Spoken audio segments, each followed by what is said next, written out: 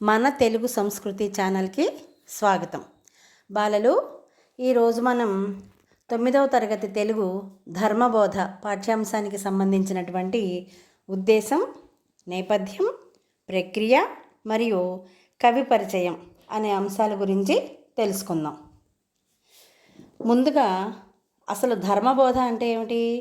ధర్మాన్ని బోధించటం. ఇప్పుడు ఉద్దేశం తెలుసుకుందాం.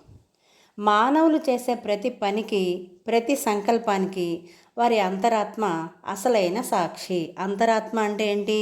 మనసు అన్నమాట.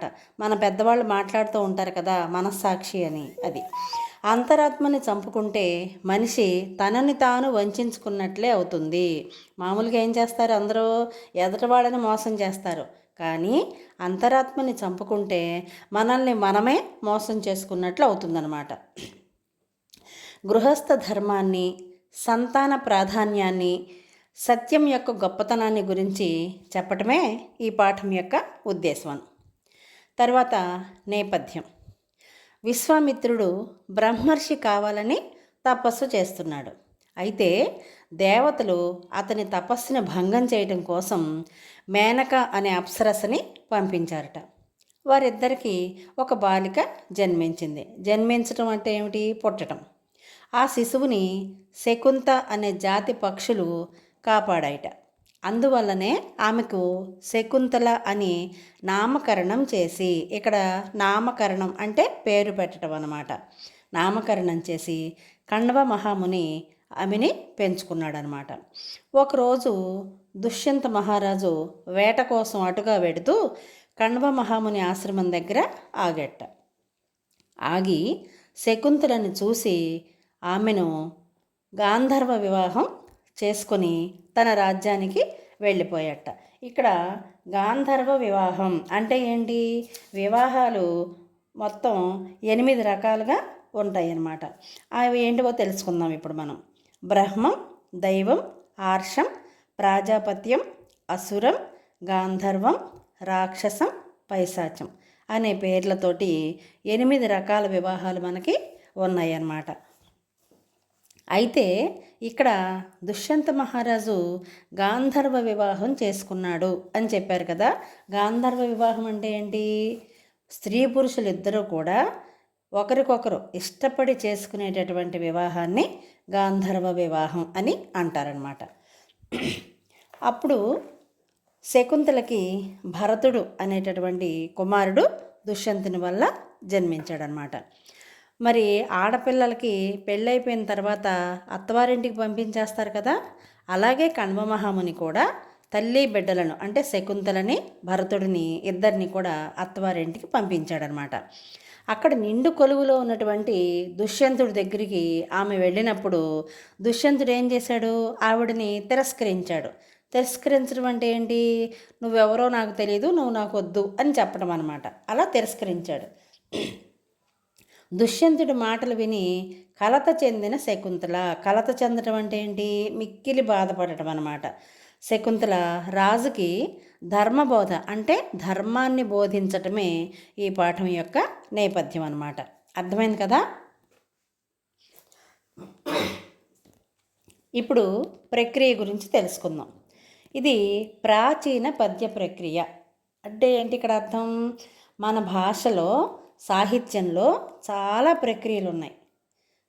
వ్యాస ప్రక్రియ, పద్య ప్రక్రియ, కావ్య ప్రక్రియ, అలాగే ఇతిహాస ప్రక్రియ, కథానిక ప్రక్రియ, లేఖా ప్రక్రియ, నాటక ప్రక్రియ, యాత్రా రచన ప్రక్రియ, ఇలా చాలా ప్రక్రియలు ఉన్నాయన్నమాట. అలాంటి ప్రక్రియల్లో ఒక ప్రక్రియ ప్రాచీన పద్య ప్రక్రియ. ఇది ఈ పాఠం ప్రాచీన పద్య ప్రక్రియకు చెందినటువంటిది అన్నమాట.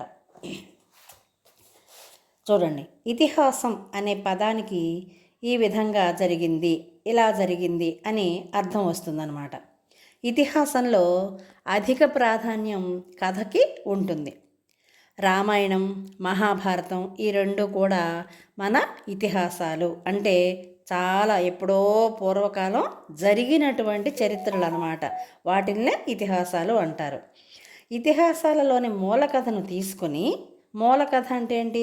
అసలైనటువంటి కథ ఉంటుంది కదా, ప్రధానమైనటువంటి కథ.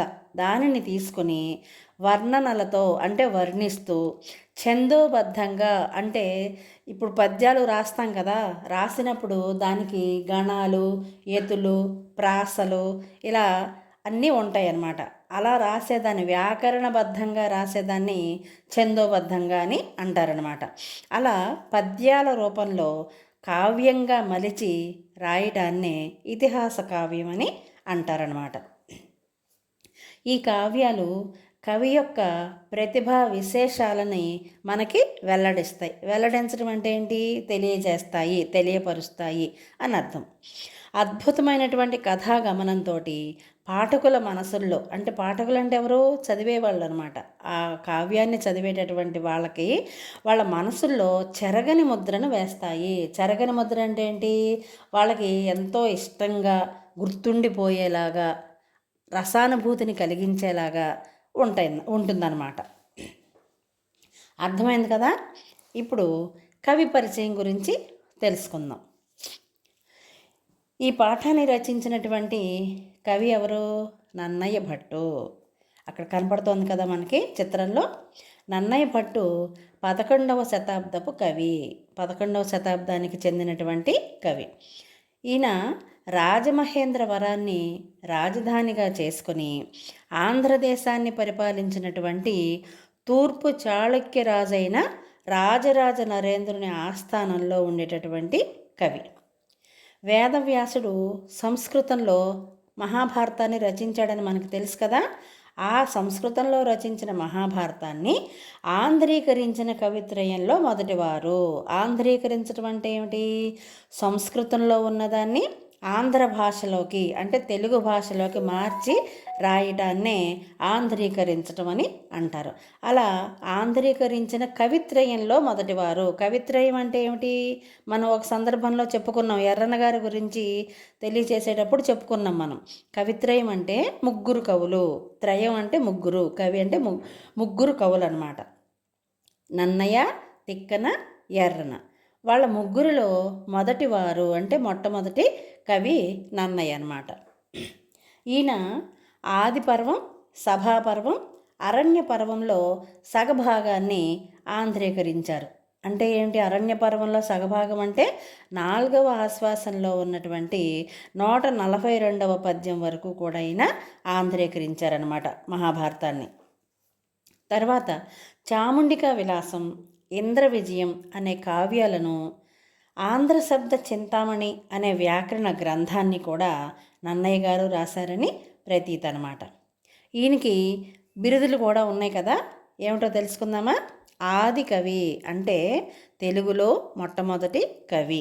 సంస్కృతంలో మొట్టమొదటి కవి ఎవరు? వాల్మీకి. రామాయణాన్ని రచించాడు కదా, అందుకనే రామాయణాన్ని ఆది మహాకావ్యం అంటారు, వాల్మీకిని ఆది కవి అంటారు. అలాగే తెలుగులోకి వచ్చేసరికి ఆది కవి నన్నయ్య అనమాట. తర్వాత వాగను శాసనుడు లేదా శబ్ద శాసనుడు అనే బిరుదులు ఈయనకి ఉన్నాయన్నమాట. తర్వాత అక్షర రమ్యత, ప్రసన్న కథా కలితార్థయుక్తి, నానా రుచిరార్థ సూక్తి నిధిత్వం నన్నయ్య కవిత్వంలోని ప్రధాన లక్షణాలు. ఇది మనం కొంచెం తెలుసుకోవాలి. అక్షర రమ్యత అంటే ఏమిటి? వీణుల విందుగా అంటే వినసొంపుగా, చెవులకి వినసొంపుగా ఉండేటటువంటి శబ్ద ప్రధానమైన అక్షర సౌందర్యం. అంటే ఆ పదాలు వింటున్న కొద్దీ మనకి ఇంకా ఇంకా వినాలనిపించేలాగా ఉండటం అన్నమాట. రెండవది ఏంటి? ప్రసన్న కథ కలితార్థయుక్తి. ప్రసన్నత అంటే నిర్మలమైన లేదా స్వచ్ఛమైన అని అర్థం వస్తుంది. అంటే ప్రసన్నమైన లేదా నిర్మలమైన స్వచ్ఛమైన కథలతో కూడిన అర్ధయుక్తినే ప్రసన్న కథ కలితార్థయుక్తి అని అంటారనమాట.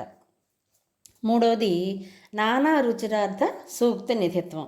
అంటే సూక్తి అంటే మంచి మాట, తెలుసు కదా మనకి. సు అంటే మంచి, ఉక్తి అంటే మాట, సూక్తి అంటే మంచి మాట. అనేక రకాల సూక్తులకు నిధి లాంటిదన్నమాట నన్నయ్య గారి రచనా శైలి. అందుకనే నన్నయ్య గారు తన శైలితో మంచి మాటలనే కాకుండా అర్ధాలంకార సౌందర్యానుభూతిని కూడా పాఠకులకు కలుగజేశారన్నమాట. ఇది నన్నయ్య గారి కవిత శైలి.